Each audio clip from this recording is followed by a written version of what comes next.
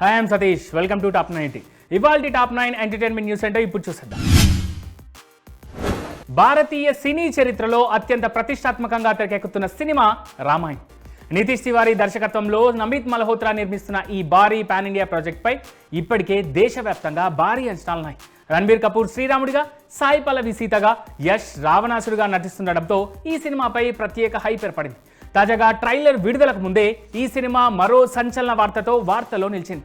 ఈ movie music హక్కుల కోసం టీ సిరీస్ ఏకంగా 75 కోట్ల భారీ ఒప్పందం కుదుర్చుకుందనే సమాచారం ఇప్పుడు ఇండస్ట్రీలో హాట్ టాపిక్ మారింది. ఈ ఒప్పందంలో రామాయణం 2 భాగాలకు సంబంధించిన మ్యూజిక్ హక్కులు కూడా ఉన్నట్లు తెలుస్తోంది.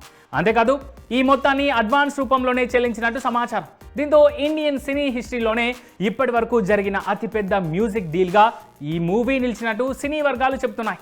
అయితే గతంలో పుష్ప 2 మ్యూజిక్ రైట్స్ సుమారు 65 కోట్లకు అమ్ముడయ్యాయనే వార్తలు వచ్చాయి.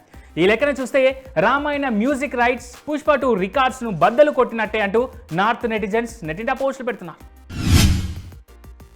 ప్రభాస్ ఫ్యాన్స్ కోసం ఇప్పుడు క్రేజీ అప్డేట్ బయటికి వచ్చింది. ప్రభాస్ ఫౌజీ నుంచి అతి తొందరలో టీజర్ వస్తోంది. స్వాతంత్ర దినోత్సవం సందర్భంగా ఆగస్టు 15న ఫౌజీ సినిమా నుంచి టీజర్ విడుదల చేసేందుకు సన్నాహాలు చేస్తున్నట్టుగా సమాచారం. ఈ టీజర్ కట్ పీక్స్లో ఉంటుందని టాక్. ఇక్కడ నుంచి బ్యాక్ టు బ్యాక్ అప్డేట్స్ ఇవ్వడానికి మేకర్స్ ప్లాన్ చేస్తున్నట్టుగా ఇన్సైడ్ న్యూస్.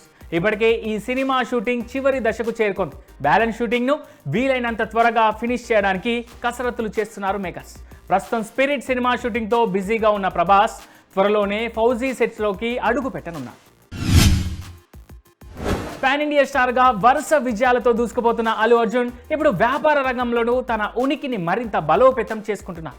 సినిమాలతో కోట్లాది అభిమానులను సంపాదించుకున్న ఆయన దీర్ఘకాలిక పెట్టుబడుల విషయంలోనూ వ్యూహాత్మకంగా ముందుకెళ్తున్నట్టు తెలుస్తోంది. ప్రస్తుతం అట్లీ దర్శకత్వంలో రూపొందుతున్న భారీ చిత్రం రాకాపై అందరి దృష్టి ఉండగా హైదరాబాద్లో ఆయన నిర్మిస్తున్నట్టుగా ప్రచారం జరుగుతున్న కొత్త కార్పొరేట్ కార్యాలయం ఇప్పుడు మరోసారి హాట్ టాపిక్గా మారింది. సినీ ఇండస్ట్రీ వర్గాల సమాచారం ప్రకారం అల్లు అర్జున్ హైదరాబాద్లో ఐకాన్సా పేరుతో ఒక ప్రతిష్టాత్మక ఆఫీస్ స్పేస్ను నిర్మిస్తున్నట్టుగా తెలుస్తోంది. అభిమానులు ప్రేమగా పిలిచే ఐకాన్ స్టార్ అనే బిరుదు నుంచే ఈ పేరుకు ప్రేరణ లభించిందని చెబుతున్నా. ఐకాన్ పదానికి తన పేరులోని అక్షరాలను జోడించి ఐకాన్జా అనే పేరును ఖరారు చేసినట్టుగా సమాచారం. ఈ ప్రాజెక్ట్ డిజైన్, నిర్మాణానికి సంబంధించిన ప్రతి అంశాన్ని అల్లు అర్జున్ స్వయంగా పర్యవేక్షిస్తున్నారని కూడా ప్రచారం సాగుతోంది. తెలంగాణ ప్రభుత్వం ఇప్పటికే గద్దర్ పేరిట సినిమా అవార్డులు ఇస్తుండగా త్వరలో టీవీ రంగానికి కూడా అవార్డులు ఇవ్వబోతున్నట్టుగా సినిమాటోగ్రఫీ శాఖ మంత్రి కోమటిరెడ్డి వెంకటరెడ్డి గుడ్ న్యూస్ చెప్పారు. ఆయన టెలివిజన్ అవార్డు కమిటీతో మంగళవారం సమావేశమయ్యారు. ఈ క్రమంలోనే మంత్రి కోమటిరెడ్డి వెంకటరెడ్డి టెలివిజన్ ఎక్కువ ఎంటర్టైన్మెంట్ ఇచ్చే రంగమని చెప్పుకొచ్చారు. ఎక్కువ మంది మహిళలు, వృద్ధులు టీవీ కార్యక్రమాల పట్ల మక్కువ చూపుతున్నారని, ఈ రంగంలో రాణిస్తున్న అన్ని కేటగిరీల వారిని ప్రోత్సహిస్తామంటూ ఆయన చెప్పుకొచ్చారు.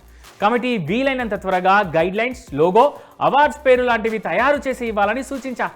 అంతేకాదు ఈ అవార్డ్స్కు కమిటీ సభ్యులు సూచించినట్టుగా పివి నరసింహారావు పేరు పెట్టే అంశంపై ముఖ్యమంత్రి రేవంత్ రెడ్డితో చర్చిస్తానన్నారు మంత్రి కోమటిరెడ్డి. ధనుష్ హీరోగా వెంకీ అట్లూరి మరో సినిమా చేస్తున్నారనే ప్రచారం వెనుక ఎలాంటి నిజం లేదు.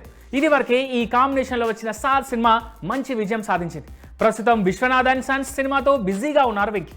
ఈయన నెక్స్ట్ సినిమా ధనుష్తో ఉంటుందని, అది పోలీస్ బ్యాక్డ్రాప్ అనే ప్రచారం జరుగుతున్న వేళ అదంతా అబద్ధమని వెంకీ అట్లూరి టీం కొట్టిపారేసింది. శివాంగి జోషి బుల్లితెరపై తనకంటూ మంచి గుర్తింపు తెచ్చుకున్న ఈ బ్యూటీ రీసెంట్గా ఓ షో వేదికగా ఎమోషనల్ అయింది. తన గతకాలపు చేదు జ్ఞాపకాలను అందరితో పంచుకుంటూ కన్నీళ్లు పెట్టుకుంది. తన తల్లి దత్తత సోదరుడిగా పరిచయమైన వ్యక్తి చిన్నతనంలో తనతో అనుచితంగా ప్రవర్తిస్తూ లైంగికంగా వేధించడానికి ప్రయత్నించాడని శివాంగి ఆరోపించింది. ముంబైకి నటిగా రావాలని సిద్ధమవుతున్న రోజుల్లో డ్రైవింగ్ నేర్పిస్తాననే పేరుతో తనను ఒడిలో కూర్చోబెట్టుకునేవాడని, ఆ ప్రవర్తన తనకు అసౌకర్యంగా అనిపించేదని ఆమె వెల్లడించారు. ఒక సందర్భంలో ఇంట్లో తల్లిదండ్రులు లేని సమయంలో ఆ వ్యక్తి తన వద్దకు వచ్చి సినీ పరిశ్రమలో ఇలాంటి పరిస్థితులు ఎదురవుతాయని చెబుతూ అనుచితంగా ప్రవర్తించేందుకు ప్రయత్నించాడని శివాంగి ఆరోపించారు. నటిగా ఉండాలంటే ఇలాంటి విషయాలకు సిద్ధంగా ఉండాలని చెప్పి తనను ముద్దు పెట్టుకోవడానికి ప్రయత్నిస్తూ చాలా దారుణంగా ప్రవర్తించాడని ఆమె చెప్పుకొచ్చారు. దీంతో తాను అతనిని ఎదిరించి కొట్టానని, అనంతరం ఇంటికి వచ్చిన తన తల్లిదండ్రులు పరిస్థితిని గమనించి అతడిని అక్కడి నుంచి పంపించారని కన్నీళ్లు పెట్టుకున్నారు. అభిమానుల పట్ల మరోసారి తన పెద్ద మనసు చాటుకున్నారు మెగా ప్రిన్స్ వరుణ్ తేజ్. అనంతపురం జిల్లా చిరంజీవి యువత అధ్యక్షులు, గుత్తి పట్టణ జనసేన పార్టీ అధ్యక్షులు శ్రీ సురేష్ పాటిల్ ట్యూమర్ వారితో బాధపడుతున్న విషయం తెలుసుకున్న మెగా ప్రిన్స్ వరుణ్ తేజ్ వెంటనే స్పందించారు. తన తల్లి శ్రీమతి పద్మజ సహకారంతో హైదరాబాద్లోని సిటీ న్యూరో సెంటర్ వైద్యులతో మాట్లాడించి శ్రీ సురేష్ పాటిల్కి అత్యుత్తమ వైద్యం అందేలా అన్ని ఏర్పాట్లు చేశారు. ఆపరేషన్ విజయవంతంగా జరిగేలా ప్రత్యేక శ్రద్ధ తీసుకోవడమే కాకుండా చికిత్స సమయంలో ఆయనకు కుటుంబ సభ్యులకు ఎలాంటి ఇబ్బందులు కలగకుండా ఆసుపత్రిలో అవసరమైన అన్ని ఏర్పాట్లను చేశారు. అంతేకాకుండా చికిత్సకు అయ్యే పూర్తి వైద్య ఖర్చును స్వయంగా ఆయనే భరించి శ్రీ సురేష్ పాటిల్ పూర్తిగా కోలుకొని డిశ్చార్జ్ అయ్యే వరకు ఎప్పటికప్పుడు ఆరోగ్య పరిస్థితిని తెలుసుకుంటూ అండగా నిలిచారు వరుణ్ తేజ్.